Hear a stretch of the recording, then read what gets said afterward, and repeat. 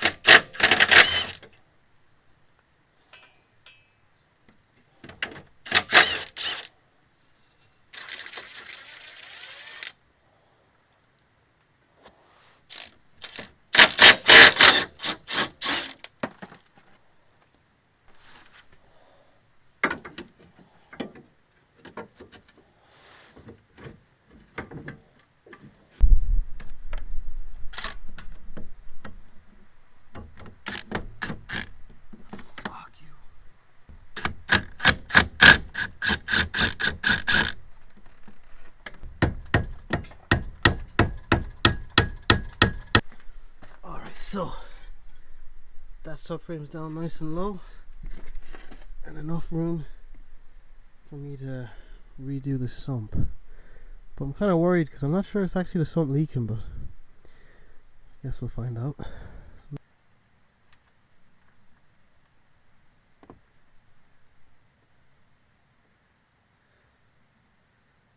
Drop the sump.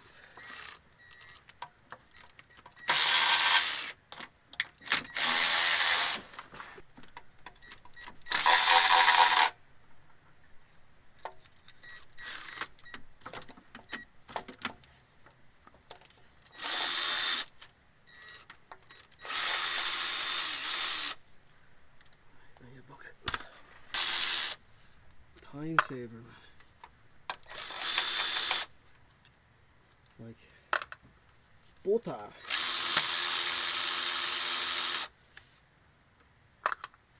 No joke. So much time saved. But these things are very soft, so whenever I put a screwdriver in, it likes to bend it. That's not good. And now where I put myself, I'm gonna get covered with fucking oil.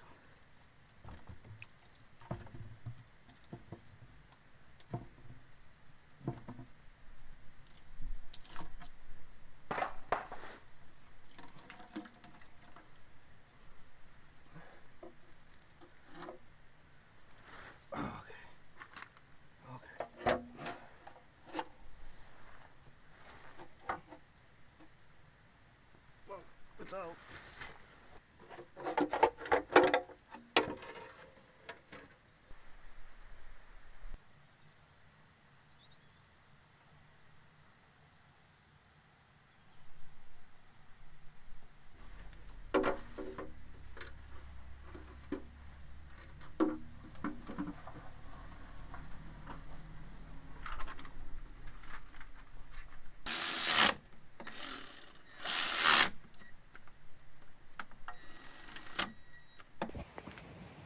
Alright, so after all that misery, sump is back in, bolted up. So I'm going to use this jack up the subframe, get that in. Then the hard part is going to be getting the engine mounts lined back up. I'm not too worried about that. Maybe the hardest part will be the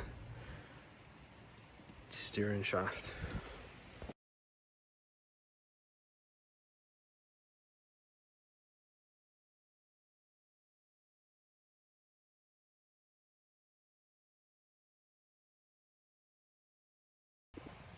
There you have it. Working alone with a jack and an engine hoist, you can get the engine back in the subframe mounts and the mount subframe back in the car. Do I recommend it? No. Is it possible? Yes. Yeah, so now I've just gotta put some oil in it and start it up and check for leaks and cross my fingers. All the suspension is all apart, but that's okay. So this is just a little follow-up video. So that's how it was before. AN10 is the 45 or 90 degree adapter. And it's leaking really badly right here. And now I replaced that with this barbed fitting into the hose with a hose clamp and this AN10 thing.